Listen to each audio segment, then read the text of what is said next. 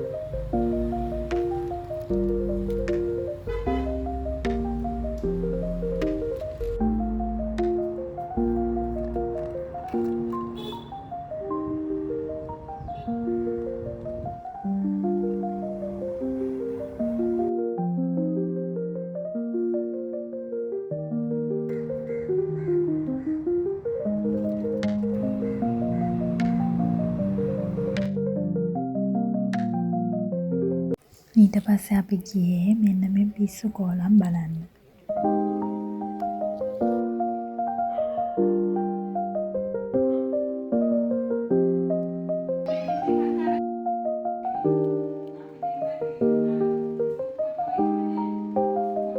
අපි එදා හවස ගියා තාත්තගේ යාළුවෙක්ගේ ගෙදර.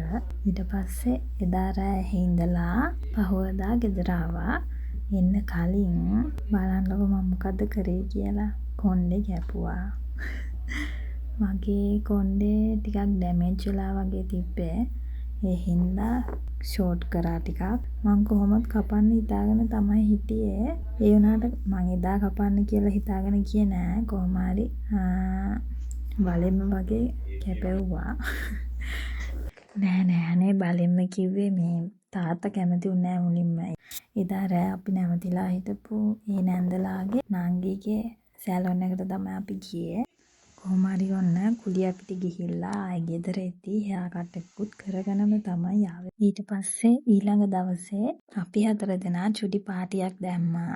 ඒතත් මට ලොකුවට එහෙම වීඩියෝස් ගන්න ඕනි කියලා ගානක් උනේ නෑ. කරන්න දෙයක් නෑ ඉතින්. ගත්ත වීඩියෝස් 2-3 ඉතින් දානවා කවදා හරි දවසක. මේ වීඩියෝ එක දකිද්දී ඒක ලොකු මෙමරි එකක් වෙනවානේ. අද ඇවිල්ලා ඉන්නේ ක්ලීන් අප් එකක් දාගන්න. මට ඇත්තටම වීඩියෝ කරන්න එච්චර මතකයක් නෑ හැම වෙලාවෙදිම.